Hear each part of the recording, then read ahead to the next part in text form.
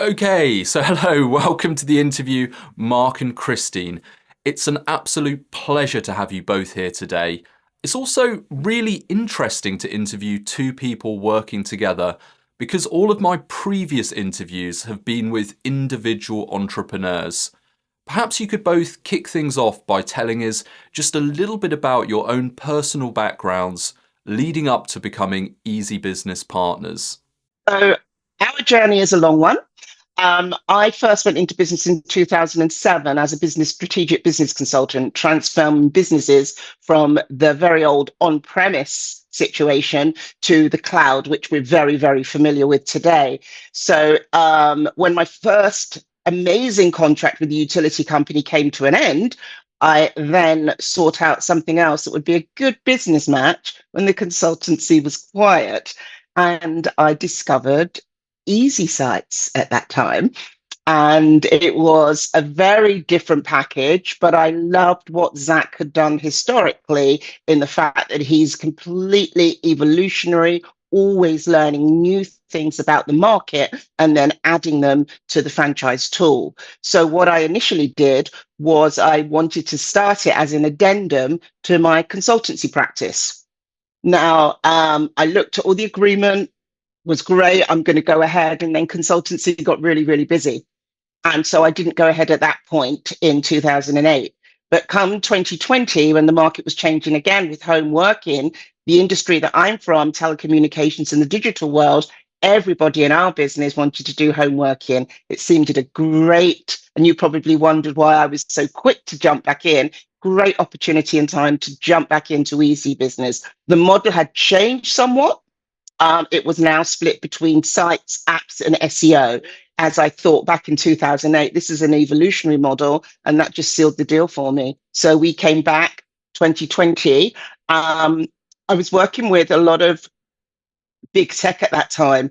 And so even though I'd learned all the web design and all the skills for apps and webs, I wasn't able to utilize them. Hence, my partner in crime and in marriage, Mark, came into the fold and learnt the trade, and he's loving it. Right, so you were a consultant and you were really just looking to increase your income when not working, which I think makes a lot of sense. Mark, do you come from a similar background? When I left, I did a business degree. When I left university, went I went into working for the family business, which was in hospitality. So we had six different SMEs, basically, all of different sizes. And I was an operations manager for this family business. So we had small business units. One of them was a jacket potato store, believe it or not, up to a fine dining restaurant and a nightclub. So there was lots of different types of businesses, all under the umbrella of this company. And I learned very, very quickly about SMEs and the complexities of running a SME, and how to run a profitable business, and how difficult that can be at times. And fast forward 20 years, Christine and I got married, and she introduced me to Eazi-Business, and I came on board LifeWorks Limited, which is our company, as a member of staff working for Christine. So we've got quite a good marriage. Christine coming from the corporate world, and me coming from the small and medium-sized enterprise world. So we've come together, and we offer different things to LifeWorks Limited. So that's where we are. Yeah. Slightly random question. Did you start off as an employee and then get married afterwards? The marriage came first. The marriage came first, yeah. So we got married, yeah, and then in 2020, Christine obviously had known about Eazi-Business for a long time and was telling me about you guys, Zach and yourself, and yeah, saw it as another opportunity, and we came on board together, and haven't looked back since. Excellent. And could you give me some insight into your local market? Perhaps talk about the types of businesses you're working with at the moment. We've got quite a variety of different businesses that we've worked with over the 4 years sort of we've come on board. One of the most recent websites I've done was for a counselling, a therapist, a local therapist in Bishop Stortford, and she was looking for an online presence. So I built her a website, so she just wanted to look professional within her field and have, a really good shop window, for want of a better word. We've done work with quite a few churches, and we continue to work with churches because because of our faith, and we network in these sort of these areas. But we found that churches are very good databases, and there's a lot of people within the church scene that have, at the end of the day, they have their own businesses. So we've had, we continue to have business off that, almost like I don't know. It's just like a network of people that within this particular setting, work in the local marketplace. So also as well, we're currently working on. I've got two e-commerce hair salons that I'm about to do some work on, and we're looking to build two e-commerce websites, two different businesses, with Social Marketing Pro. We'll come on to that a bit later. That's where we're at the moment. So before the interview today, I asked my team to send over a list of some of the sites and apps that you've delivered. When I was reviewing the list, I kept seeing church after church after church, and I thought it was really interesting that you found this very specific vertical that clearly works so well for you. What advice would you give someone that's interested in building websites and apps for churches? Perhaps there's someone watching today of faith, and that's a market they're really interested in exploring. I think as a whole, what I'm seeing is almost like a second generation of website and app development. When the early adopters of people who needed a website back maybe 15 years ago, they needed a website for their church or their business, and they got a website. And suddenly we're seeing now, I believe we're coming into this, or we have come into this second generation of website building, where a lot of the original websites that were being built are now, because technology's moved on, they're either static websites, or they're a bit clunky, they're a bit the functionalities are very basic or doesn't really work anymore. And we're seeing, especially in the church setting, that a lot of people need their websites updated, almost like if you imagine like part exchanging an old car for a new car. It's like that, because churches would have had their original website back whenever, 15 years, 20 years ago maybe, and now it's become obsolete, doesn't serve any purpose. We now live in the area, with social media. Video is very, very prominent, and I use a lot of video in my websites, as you've most probably seen. Websites many years ago, there wouldn't be any video content on them because the technology didn't exist then. So, and we use video because we marry that up with social media. So,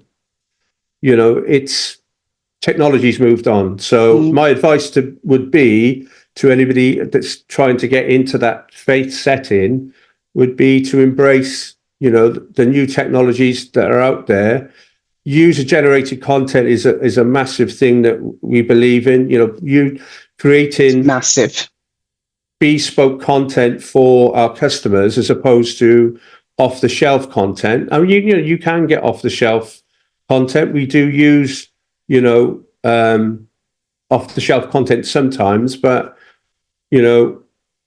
most of the time we'll go into whatever church that we're doing work, and we will create bespoke user-generated content for them, which the customer likes. I think we're of an age where there's a lot of competition, Charles. So people want to have the user-generated content with videos that actually goes, why us? Why are we different? So whether it's a church, whether it's a networking group, there are 10 of them in my area. Why us? And you can actually, the why us is, do we fit into you? And I think the power of what Mark does actually represents somebody's identity, what they stand for through the website. Early doors, we suffered in 2020 because we said to people, have you got a website? People goes, yeah, we got one of those. When we started to look, they had statics. Now, those same people are understanding that that static website doesn't communicate with the customer base they want to communicate with. I would say that's probably the synopsis here. We spent a lot of time early doors getting our first one. We started off with hospitality and dairies, and everybody had one, but they were static and they were awful. So I'd love to explore content with you just a little bit more. This seems to be one mechanism that you've used to differentiate your websites from other providers. So let's assume that I'm the minister of a church, and we'll all have to use our imaginations here. And you approach me and I say, yes, I love the idea of having a new website. My site's really slow, it doesn't load properly on mobile, but I also want to refresh my content. What does that look like? Are you going in with a camera? What sort of end product are you delivering?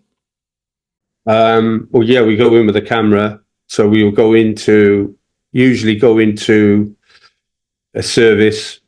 We use a lot of DJI equipment for filming. So I'll go in, and you can do it on a mobile phone if you've got a really good quality mobile phone.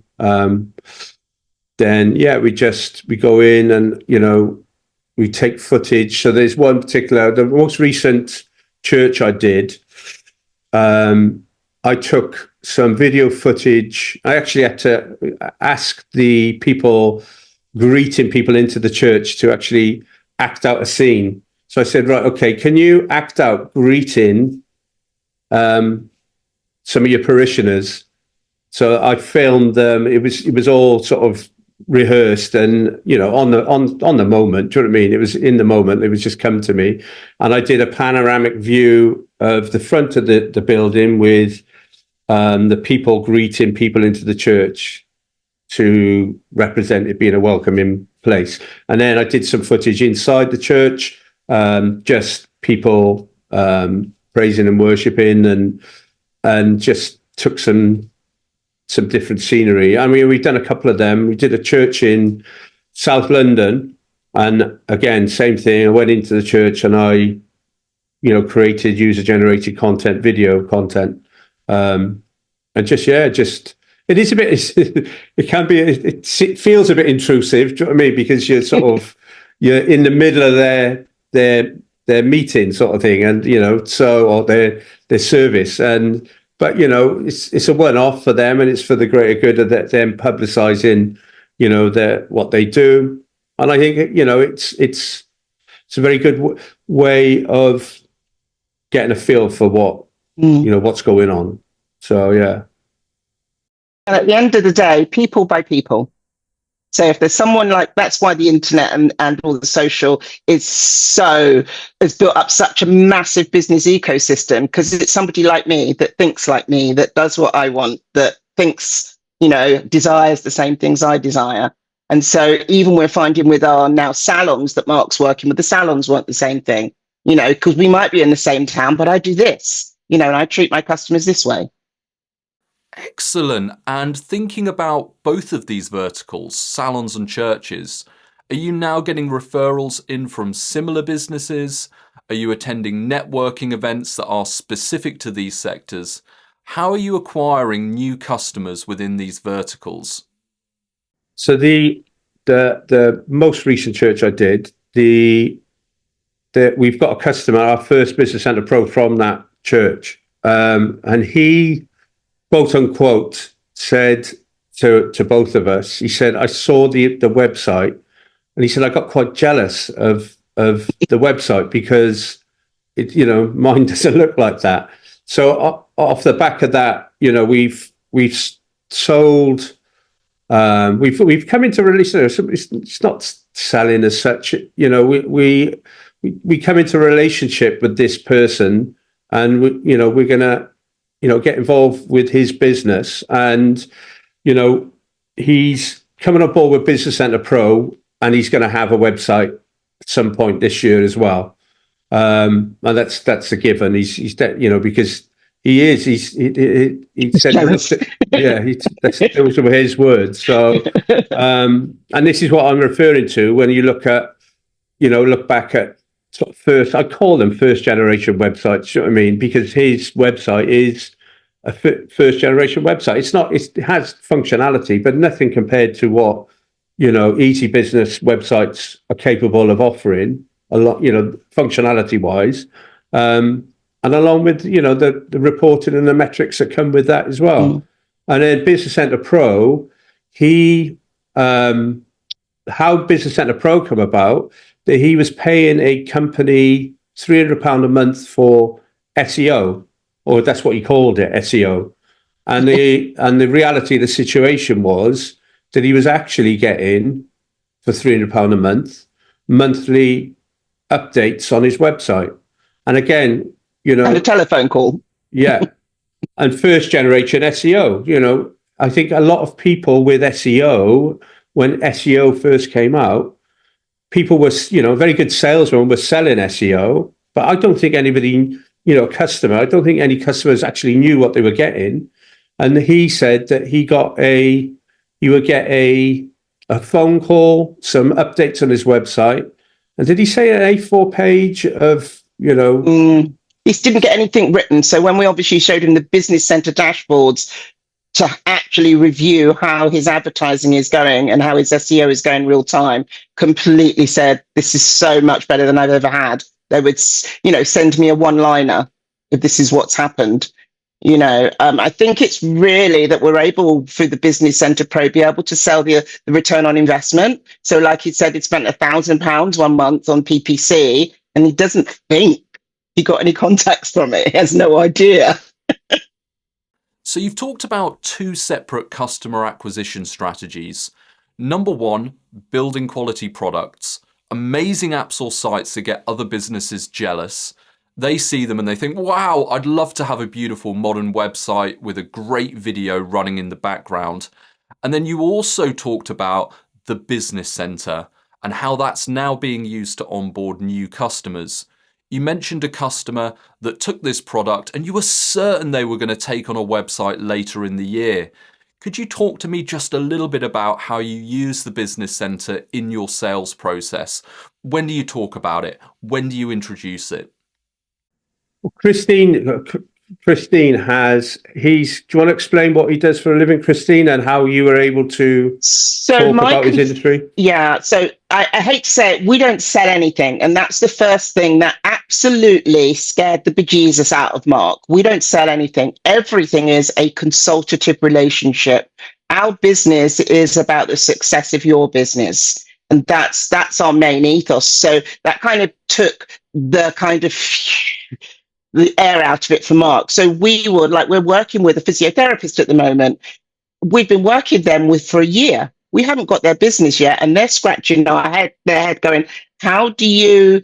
We go for an appointment and we talk about the business. And every time we go for an appointment, they go, as soon as we've got the money, we're coming to you. So it's almost the business is coming to us because we give people tips. So before there was Business Centre Pro, we would use the consultative approach to go, hey, we checked you out, and we're always selling. And like I went on Monday to a coffee shop and their social media and their website's a car crash. And so I rang them up, hey, came into your coffee shop, great coffee, show me about your website. So it's a consultative approach. And what's happened is the byproduct is the Business Centre Pro and the websites, because actually if you say it in a nice way, people know their website's a car crash and their social media's a car crash. And so we don't sell. Our selling is a true consultative approach. So I think we've taken that from my business, from LifeWorks. We want to, and it is about, we're about connecting your business to your customers, and that's it. So that's our relationship bit. And so we're saying, you do what you do best, and let us help you elevate that with what we do best. Explain what you did with Gary, and when we had a sit down with him. So with Gary, I have an awful lot of verticals. So I've been in the consulting industry for 30 years. I nearly said 30 decades. That would age me, wouldn't it? 3 decades. So I know a lot about verticals. Now, Gary just loved it. He just wanted what the church had. But then when he was in a conference call with Mark, I remembered that I'd been in the print industry. I was telling him, I told him how to gain more customers. Is he using GDPR? Is he telling why they need to get rid of their paper and printing? Is he telling the story of why? And that was like 3 lines in a conversation. And he's like, can you help me grow my business? And that was it. And we said, well, you've got to educate people as to why. Never sell the product. Nobody wants to buy printing, scanning. It ain't pretty. Yeah. But do you know what is avoiding a £20 million fine? Oh my word. Do you know what is saving all that space and storage company that you're paying for to actually have boxes of paper? Do you know what also is useful? You're actually removing the risk of fire and having no data records. So it's like, we change the focus. People are saying we sell X, so we're saying tell your customers why. And then that differentiates them from their competition, because anybody can sell a box. And I don't think there's very many industries in the world which are, monopolies or duopolies. There's very few out there now. Absolutely. No, I couldn't agree more. One of the things I wanted to explore today is business impact. And what I mean by that is not the impact on your business, because clearly you've achieved a lot. The angle I was interested in looking at is the impact that some of these solutions have had on organisations like churches and salons. And I think it's a really pertinent question, because for you to see sustainable growth, you've got to deliver solutions that actually work. Otherwise, you're not going to get referrals. Could you talk about some success stories maybe? I'll leave that one into Mark. And I think Business Centre Pro, we love it. We love it, because I think we were struggling to find the ROI on our own. And I was able to do that through the tools that I had from corporate, but it was very time consuming and not very drag and drop. So this way we're able to go, you've had so many, every week our counsellor goes, oh, my website clicks have gone down. What have I got to do? Should I write a blog? Should I do this? So that's really for Mark to say how it really helped us. Your tools have helped business. The Business Centre Pro tool has changed our life. It's helped that sales cycle, for want of a better word, because our sales cycle was so slow because I was manually creating reports, everybody, because I'm always about whatever I say, I leave you a piece of paper for you to dwell on it, and don't have to do that anymore. It's great. I press a button. From a business development standpoint, Christine, it sounds like the Business Centre Pro has been a game changer. The time that it saves you in being able to speed up the sales cycle, it's incredibly important. But perhaps, Mark, you could talk to me a little bit about end business impact. So if I'll give you one case study, which is quite interesting. The therapist that I recently did a website for, she was connected into certain networks within the counselling field. She's accredited, and she, like I said, she worked for BetterHelp, which is like an online counselling service. But when the metrics come back, the monthly metrics come back from Eazi-Business with views to a website and click-throughs, the month on month, she was getting like 200% increase month on month. And I was just quite startled with how much traction she was getting just with people viewing her website. So what had happened? She'd had a certain amount of networking going on, but not online. And as soon as she came online with a professional website, the traction and her visibility went through the roof. And this was going on month on month on month. The same with some of the churches, that their visibility, the views, the click-throughs, that what it afforded them to have was a professional shop window and just more visibility and more people awareness from people clicking on their website. I think it's that tangible number rather than just hearsay. Yeah. So you're not going to suddenly go, if I'm getting 2% growth month on month, oh, I don't need that anymore, and change it to, well, I think I'm doing okay. And that's all they had before. I think people know who I am. I think people know where we are. But this is proper numbers. And even though people don't say, I want to see the numbers, they do. They want to see the growth. Especially if you're in a service industry. If you're selling like e-commerce, a physical product, that's great. But if you're in a service industry, you just think you're doing okay. Absolutely. And I think people, especially UK business owners, are value conscious. If they're investing in something, they want to know that there's a return there. The fact that you can illustrate that return through some of the metrics you've mentioned is ideal, not just in terms of onboarding new customers, but keeping those new customers engaged with their solutions. A topic that we've covered at a few points in the interview is Business Centre Pro. Quite recently though, over the last 18 months, we've also launched the Sales Centre. And in addition to that, we've launched Snapshot Reports and the Marketing Hub. Are you using any of our other resources to help you grow your business? Yes. Social Marketing Pro is a big one for us, for our business, but also we're using it for other businesses. We use it, it's a great tool. It's a great metric. It's a great, it saves time when it comes to publishing content, because as you know, you can become a slave to posting online, prior to Social Marketing Pro, because I create most of the content. Christine does some of it now, but initially I used to do it all, and you'd have to, every single platform's got different, size pictures, and I would post to each different platform individually, which is quite time consuming. And the amount of content that is required really to keep all your social media platforms not just ticking over, but filled with really good, high quality content that adds value. That's a full-time job in itself. Somebody, do you know what I mean? And Social Marketing Pro really takes a lot of the heavy lifting out of that.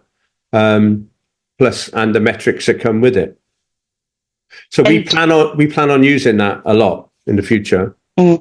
So I would say we're a little bit naughty, but I'm sure people are more sales fired than us. Like our two salons, they get a lot of traction. They have thousands of followers. They will put up one post of them doing hair and they will get 500 people, 4-minute post. And we're like, so how much business did you get from that? Why didn't you do a call to action? Don't know how to do that. Even if 10% of that bought a hair product, you've made 10% more money than you would have made by, and they're putting loads of effort into it. And we're like, if you give that effort to us, even exactly the same video, we'll do the call to action, link it up to your bio, and your product sold. Absolutely. And thinking about the commercials behind some of these solutions, how much are you charging businesses here in the UK? Do you go out at a fixed rate, or is the quote based on customer needs? So the Business Centre Pro that we've just, funny enough, he's signing on the 1st of June. So that's, when is that? That's He's a couple of already days. signed. He goes live on Saturday or Friday night. Okay. Yeah. We charged him £250 plus VAT for that. Because he was a 1-for-1, wasn't he? And then he's going to pay for the website on top of that. Yeah. So he'll pay. We'll most probably charge him £750 for a website. The e-commerce website's £995 plus £99 a month to run that, because some of these salons have got quite a few products. And then £49 for Social Marketing Pro on top of that. So we pretty much we're doing times 3, aren't we? Yeah, we're pretty tripling what the cost value. But yeah, I think with going back to Social Marketing Pro and the Business Centre itself, recently I've been looking on some of the online recruitment platforms. Are you going to give your secret away, or our secret? Go on, go for it. I think we need to add value in this video. Do you know what I mean? It's great value for the other partners. There are a lot of companies out there looking for digital marketing consultants or business consultants in the digital space. And what we're finding is that people are actually looking for a full-time member of staff. And they're looking for this because I don't think they know what they're looking for, without sounding arrogant. I don't mean to, but I think that, with our Eazi-Business products, I think there's going to come a time very soon, because you've just launched this Business Centre Pro, that we're going to be about educating companies. So I look at all the different companies that are looking to pay, say, £40,000 for a digital marketing executive or consultant, and just break that down. What are you actually getting for that? So you're going to employ somebody, right? Then they may have some experience with what you're looking for. Will they have, the tools to do the job? Will they have tools to, kit to actually create your user-generated content? Will they have access to the online reporting systems, the metrics that are involved with that? Will they be trained? You have to pay employers, national insurance, you have to sign a fixed contract. And I think people just will get up to speed with, the subscription-based service. Because I think it's far more cost-effective than trying to employ somebody. You don't know what their skill set's going to be. Whereas with Business Centre Pro and the people that will be on board in Business Centre Pro, you've got ready-made tech experts that can walk into a business and doesn't go sick, doesn't go on holiday. And with Eazi-Business as well, as one of the things we love the most about Eazi-Business is you're constantly keeping up to date with the latest tech. And I just think that I've seen a lot of businesses out there, really, it's garden centers and hotels, and and you just know they don't know what they're looking for. They know they need somebody to manage their social media, but what does that look like? So I think there's, we're coming into new wave, a season of, new wave way of delivering robust social marketing solutions. So yeah, that's my take on it anyway. But advice to any partners: just get on Indeed, read Total Jobs, and just look. Put in social marketing. And just put in digital marketing consultant, and there's just up and down the country. There's thousands. Everywhere. So, if I were recruiting for a digital marketing consultant, essentially what you would do, Mark, is give me a call and say, you could spend 35 or 40 grand on this person, or I'll come in and do it for £350 or whatever the quote might be. I would throw in I would most probably do a piece of user generated content for nothing to say, right, okay, this is what we can do. And that normally makes them buy a website because they go, well, we're showing off our hotel rooms and they don't look that good. So I take it with the user-generated content, that's an optional extra, which you can include within a site, for example, if someone wants it. Yeah. They're one-off costs, aren't they? Yeah. Perfect. So what an incredible journey. Starting in 2020, an interesting time to start a business, and then looking at where you are today. Thinking about the future of your business, what are your plans? Are you going to continue exploring these markets that you're already in? Or do you have any new markets that you want to venture into? Christine, I think you should answer that. Yeah, for me, I would love to get some of my corporates on board because I'm fortunate enough to have big tech companies in San Francisco's relationships with them. They are not going to blink at paying £5,000 a month to launch a new product. That's where I would want to be. But I think when I started, my passion was, why should big tech have all the solutions? And so really, I think our passion will always be with the small, medium enterprise, because actually, yeah, you can do that at a reasonable cost. And we're going to show you exactly how. Final question for the day, as I'm mindful of the time. What advice would you give to someone who's considering joining the Eazi-Business network? I think we'll look back on this era as the golden age of doing business. Never, when I first started out working, I used to get reps come in to sell, wine, or, you get like a rep coming in to sell food products, and they used to literally just hit the streets. We live in an era where we have global markets at our fingertips. We have, and with, the Eazi-Business